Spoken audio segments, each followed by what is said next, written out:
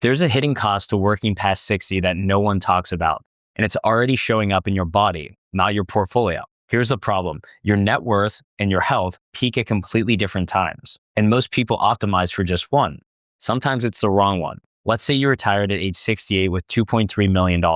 On the surface, you'd say you did everything right, at least financially. But 6 months later, maybe your left knee needs to be replaced. Maybe your blood pressure medication gets doubled. Or now you just feel too tired to book that trip to Asia that you've been thinking about for the last 5 years. Most retirement planning revolves around one question. Do I have enough money? That's the net worth curve. It's the only curve that most financial planners or advisors put on the screen. And for many households, it peaks somewhere in the late 50s to mid 60s as their earnings compound, their savings accumulate, and markets grow. But there's a second curve that most people ignore until it's too late. And that's what I want to talk to you about today. That's your health curve. Here's what the data shows. Physical function, such as walking speed, balance, and strength, declines steadily starting in midlife and accelerates through your 60s and your 70s. And I know this topic isn't controversial because it's backed by science and it's measurable. Gait speed alone is one of the strongest predictors of disability and mortality in older adults. By age 65, over 90% of adults have at least one chronic condition, and at least 80% have two or more. So we're talking hypertension, arthritis, heart disease, diabetes, COPD, the kind of conditions that don't kill you quickly, but change how you might live every single day. And here's the part that really matters. About 1 in 5 adults over 65 report serious difficulty in at least one function, whether it's mobility, self-care, or cognition. That's not 80-year-olds we're talking about, it's 65-year-olds. But here's the problem. Most people are planning their retirement using their 55-year-old body and their 55-year-old energy level. They assume the health that they have now and that they're planning with currently will be roughly the same at 68, 72, and even 75. But the data suggests that that might be very overly optimistic. Your net worth might peak at 65, but your health, well, it might be peaking years earlier, and it's declining faster than you might think. So the question isn't just, can I retire? It really should be, am I still going to be healthy enough to use this money the way that I'm imagining in retirement? So let me show you why working longer, especially full-time, high-stress work, makes that gap even worse. Right now, about 1 in 5 Americans over 65 are still in the labor force, and workers age 75 and older are the fastest growing segment of the workforce, roughly double the share compared to 1987. Some of that is financial necessity. Some of it is people who genuinely just love their work. But a lot of it, I think, is the belief that working longer is the safe choice. Here's what safety costs, though. The WHO and the International Labor Organization analyzed data on long working hours. They found that working 55 hours or more per week is associated with a 35% higher risk of stroke and 70% higher risk of dying from heart disease compared to working 35 or just 40 hours a week. So we see that long working hours contributes to an estimated 745,000 deaths globally, and this was back in 2016. Now, I don't want this point to come across that work itself is poison. I'm a firm believer in quality work and work that's fulfilling. It's just that full speed, full tilt, high demand work really does tax your body. And I think, when you're in your 60s, when 90% of people are already managing at least one chronic condition, that tax compounds, right, on the body. And you're not recovering the way you did in your 40s. You're not sleeping the same. Your blood pressure isn't responding the same. So your margin for error within your health becomes smaller.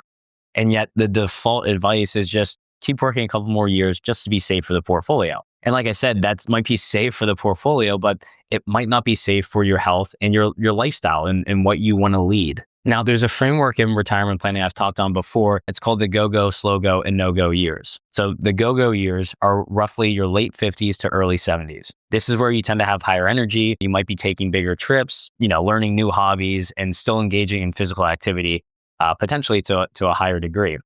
Now, this is the window where you might want to go hike the Patagonia Mountains or just travel through Europe with your friends. Maybe you're learning to sail off the coast or just playing with your grandkids without really needing a nap or an ice pack afterwards. Then you have your slow-go years. And this is really kind of characterized of your 70s into your 80s, where you're still active, but the pace definitely changes and you notice it.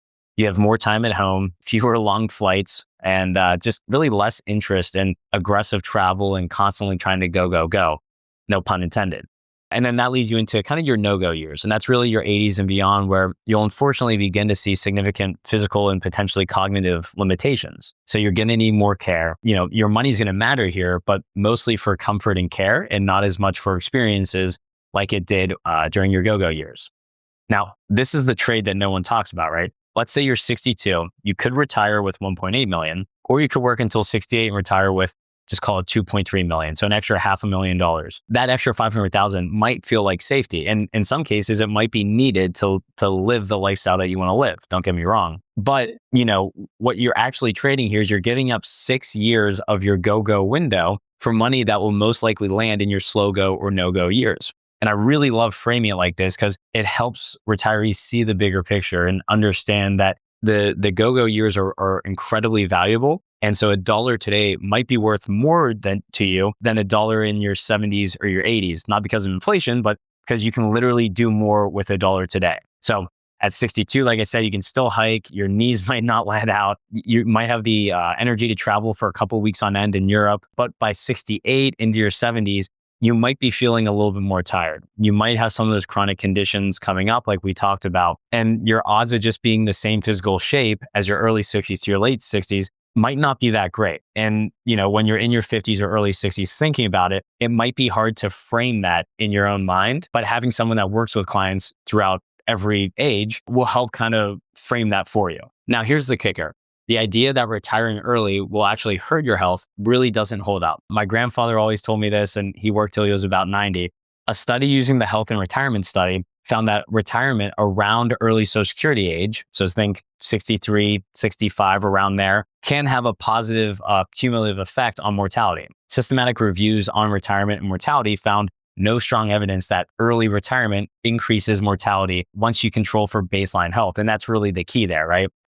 The translation is, if you retire, you die, but it's really a myth. And it's mostly based on survivorship bias, right? Healthy people work longer because they can. That doesn't mean forcing yourself to keep working will actually make you healthier, if that makes sense. But what the data does clearly show is that the health burden of long hours, job strain, and physical demands, especially once you hit the age where chronic conditions are the norm, not the exception, can take a toll on you. So the real question is, are those extra dollars worth the years that you're spending to get them? And you may be saying, okay, great, Sean, I get it, but how do I know if those years are worth it and if I can actually retire earlier than I think, right? Well, it's a great question. And the simple answer is proper financial planning with your dialed in spending capacity and the risk-based spending guardrails to let you know when you might need to make adjustments. That's really the secret sauce to early retirement, I'm telling you. So you know when you need to adjust your spending, by how much and for how long, based on your exact income sources and what your portfolio is doing, not just the overall market. These are the kind of answers that you need.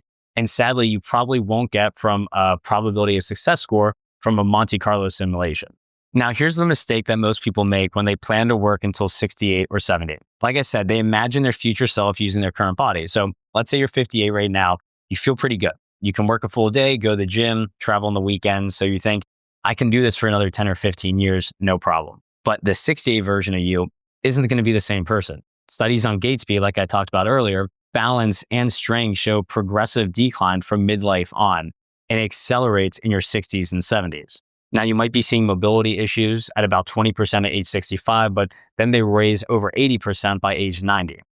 And another thing you have to think about is you're not retiring then with today's body, but you're actually retiring with your body that's been working full tilt for another maybe 5, 7, or 10 years during the exact window when physical decline accelerates. So here's what I see all the time. Someone retires at 68 with a great portfolio, and 6 months later, they need a knee replacement. A year later, they're managing their high blood pressure like we talked about. 2 years later, all those trips that they wanted to do and the time they wanted to spend with their family just feels exhausting. They didn't plan wrong financially. They planned around the wrong timeline. Their money curve kept going up, but their health curve was actually going down and they didn't recognize that. So enough hypotheticals. Let me give you 3 questions that you can ask yourself as a way to kind of self-audit. Question 1 is, how many hours are you working per week right now? If you're over 55 hours or even 50 for that matter, the research is very clear. You're exposing yourself to significantly higher cardiovascular risk. And if you're in a high demand, low control job, that strain will compound. At 45, your body might be able to absorb that. But at 62, you're paying a tax that you might not be able to handle. Now, the second question is, what does your week actually look like? Are you getting constant physical activity? Not just I'll exercise once I retire, but right now, because the research on physical activity and mortality is overwhelming. Modest levels of moderate activity substantially reduce all-cause and cardiovascular mortality in older adults. But you need to be able to make time for that. You need flexibility in your schedule, and you need energy to be able to do it, right? And if you're full tilt 50 to 60 hours a week, chances are it's going to be very difficult to get that in or get it in consistently. And the third question is, when you imagine retirement, are you picturing it with your current energy, or are you accounting for the fact that it might be 5, 7, or 10 years older with the body that's been, working and really pushing hard through those years? Because the data says that your health curve is already declining. So if you're 60 right now and you're planning to work until 68, you're betting that the 68-year-old version of yourself is going to have the energy to do everything that your current 6-year-old body is imagining. So that's not a financial question. It's more of a health question. And that's why so many people don't think about it or get it wrong, because it is hard to answer and it's hard to, future cast out, like I always say. So here's what I'm not saying. I'm not saying go out and quit your job tomorrow if you love it. I'm not saying that work is automatically bad for your health. I'm just saying that the research is clear. Extended working life can be beneficial if the job is, good quality, lower stress, and you're really choosing to do it, not being forced into it by just say financial necessity.